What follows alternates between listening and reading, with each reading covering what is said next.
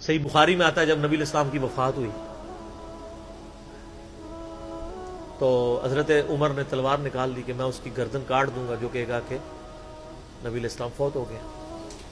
ان کا یہ عقیدہ تھا کہ جس طرح موسیٰ علیہ السلام 40 دن کے لیے کوہ طور پہ گئے، نبی الاسلام بھی ڈورمنٹ پوزیشن میں چلے گئے، واپس آ جائیں گے، کیونکہ انہوں نے نبی الاسلام سے سنا تھا کہ رومن اور پرشین امپائر گرے گی، تو وہ یہ فورس ہی کرتے تھے ابھی تو کسرا کی جنگیں ہم نے لڑی نہیں ہیں، تو حضور اس سے پہلے کیسے دنیا سے جا سکتے ہیں؟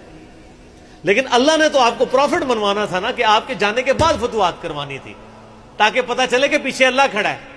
اپنی زندگی میں تو بڑے بڑے بادشاہوں نے فتوحات کی ہیں، نبی علیہ السلام کی تو دعوت کا کلائمیکس حضرت ابوبکر پھر حضرت عمر عثمان و علی کے دور میں جا کے ہوا ہے، جبکہ عرب قبائل بھی مرتد ہو گئے ہیں، تب بھی اللہ کے پیچھے سپورٹ تھی۔ والذی ارسل رسولہ بالہدی ودین الحق لیظہرہ علی الدین کلہ ولو کرہ المشرکون، اللہ نے اس کو دین کو غالب کرنا تھا۔ تو بخاری کے الفاظ ہیں، حضرت عمر نے کہا میں اس کی گردن اتار دوں گا۔ حضرت ابوبکر آئے، انہوں نے حضرت عمر کو دیکھا، اگنور کر کے سیدھا حجرہ عائشہ میں گئے، نبی علیہ السلام کے مبارک کفن کو ہٹا کے آپ کے ماتھے پہ بوسہ دیا اور کہا یا رسول اللہ آپ پہ 2 موتیں جمع نہیں کرے گا، ایک موت تو سب کے نصیب میں ہے، اب تو ہمیشہ کی زندگی آپ کو اللہ نے آخرت کی دے دی ہے۔ اور پھر باہر نکلے، حضرت عمر کو کہا کہ عمر بیٹھ جاؤ، حضرت عمر نے بات نہیں سنی، تو حضرت بکر ممبر کی طرف چڑھے، ممبر پہ چڑھے اور لوگوں سے کہا کہ عمر کو اس کے حال پہ چھوڑ دو۔ حدیث کے الفاظ ہیں کہ لوگ حضرت بکر کا ریگارڈ باقی اصحاب سے زیادہ کرتے تھے، حضرت عمر کو تنہا چھوڑ کے لوگ حضرت ابوبکر کی طرف متوجہ ہو گئے۔ پہلے وہ جو سارا میلہ ان کے گرد لگا تھا شفٹ ہو گیا، تو انہوں نے حمد و صلات کے بعد انہوں نے کہا اما بعد فمن کان یعبد محمدا فان محمد قد مات۔ سر کلیجے پہ کتنا بڑا پتھر رکھا ہوگا حضرت بکر نے جملہ بولتے ہوئے کہ جو محمد کی عبادت کرتا تھا وہ جان لے کہ محمد کو موت آ گئی ہے۔ ومن کان یعبد اللہ، اور جو اللہ کی عبادت کرتا ہے وہ جان لے ان اللہ حی لا یموت، اللہ زندہ ہے، اللہ کو کبھی موت نہیں آئے گی۔ کیا توحید کی تعلیمات ہیں! حضور کی میت کے اوپر حضور کے فضائل نہیں بیان ہو رہے، توحید بیان ہو رہی ہے۔ Point to be noted. کیوں؟ سر پہلے نہیں انسانیت نے رسک لیا، دنیا کا سب سے بڑا شرک ایک پیغمبر کے نام پہ تو کھڑا ہوا ہے، عیسیٰ ابن مریم کے نام پہ۔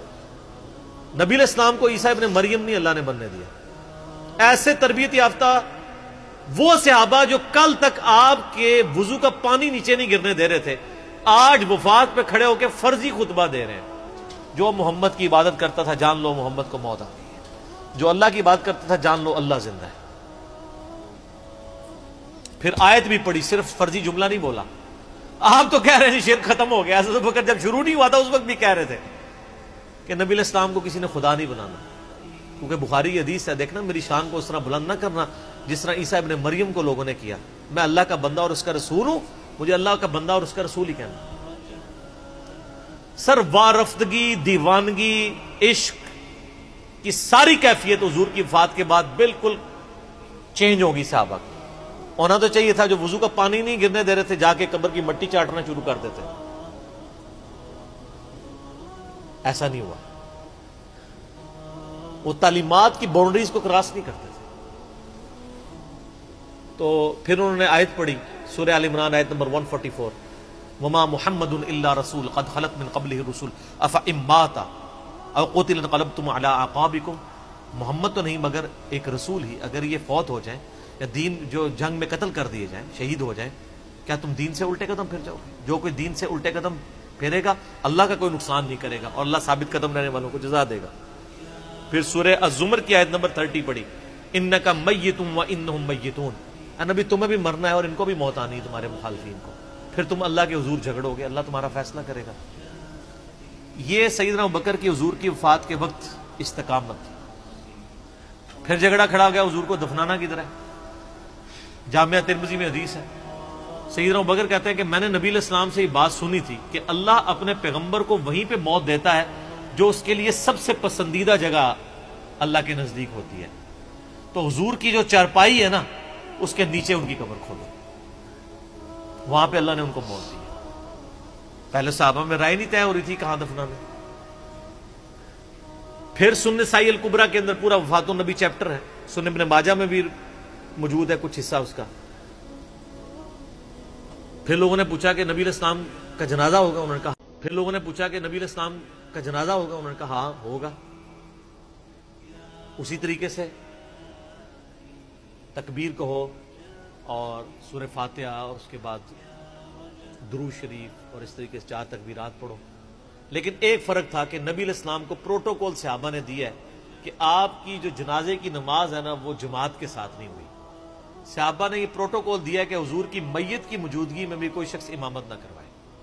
حجرے میں ایک طرف سے لوگ داخل ہوتے تھے، اکیلے اکیلے جنازہ ادا کرتے تھے، اور ڈیٹیل میں آتا ہے 2-3 دن تک جنازہ ہوتا رہا۔ پہلے یعنی مرد داخل ہوئے، اس کے بعد بچے، غلام، پھر عورتیں، اس طریقے سے سب نے جنازہ پڑھا۔ ظاہر ہے 1 لاکھ سے زیادہ لوگ تھے جنازہ پڑھنے میں۔ اس موقع پہ بھی سیدنا ابوبکر کی آپ استقامت دیکھیں، ورنہ حضرت عمر کتنے سٹرانگ اصحاب کے مالک تھے، ان کی حالت آپ دیکھ لیں۔ جب ضرورت پڑی ان کے مضبوط اصحاب کی تو کولیپس کر گئے۔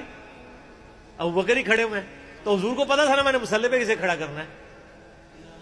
اور بخاری میں الفاظ ہیں جب مصلی پہ کھڑا کیا آپ فرمایا ابوبکر کے علاوہ سارے دروازے بند کر دو، صرف ابوبکر کے گھر کا دروازہ جو مسجد کی طرف کھلتا ہے، جو مسجد کا دروازہ ابوبکر کے گھر کی طرف ہے وہ کھلا رکھو، باقی سارے بند کر دو۔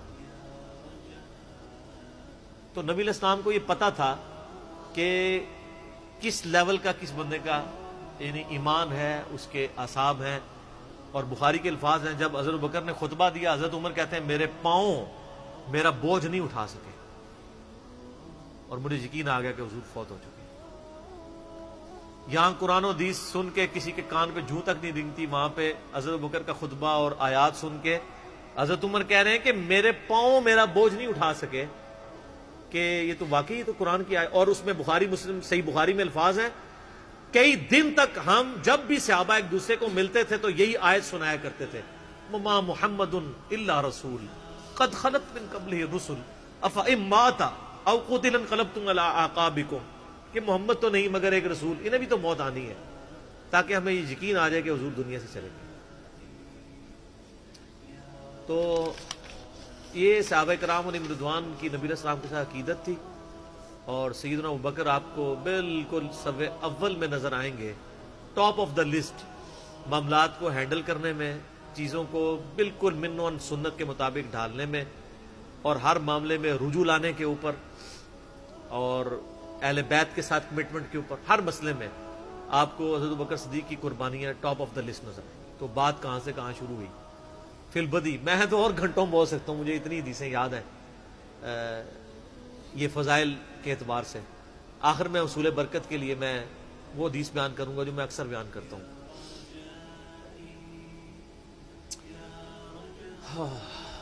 عبداللہ بن عباس رضی اللہ تعالیٰ عنہما کہتے ہیں، بخاری اور مسلم دونوں میں،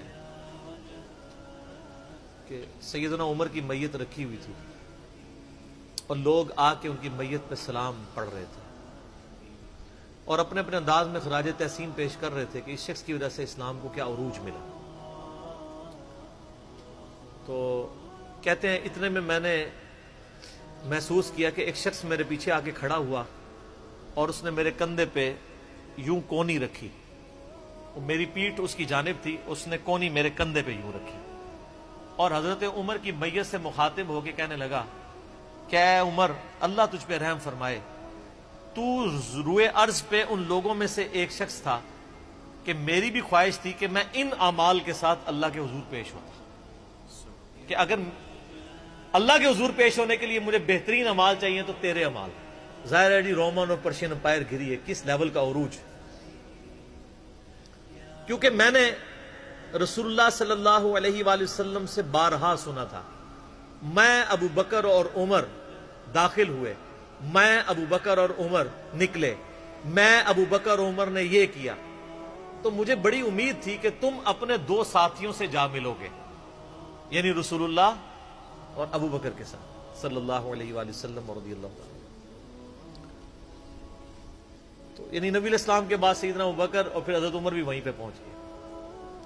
تو مجھے نبی علیہ السلام کے اس فرمان سے لگتا تھا جس طرح آپ اپنی زندگی میں کہتے تھے نا، میں ابو بکر عمر، میں ابو بکر عمر، میں ابو بکر عمر، مجھے پتا تھا تم نے جا کے انہی سے ہی ملنا ہے جا کے، اور دیکھ لیں قبر بھی پھر ساتھ بنا۔ دونوں کی.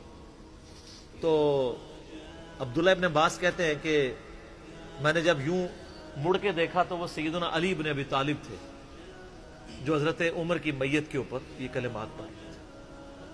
میں ابو بکر اور عمر، میں ابو بکر اور عمر رضی اللہ عنہم اجمعین وعلیہم السلام اجمعین.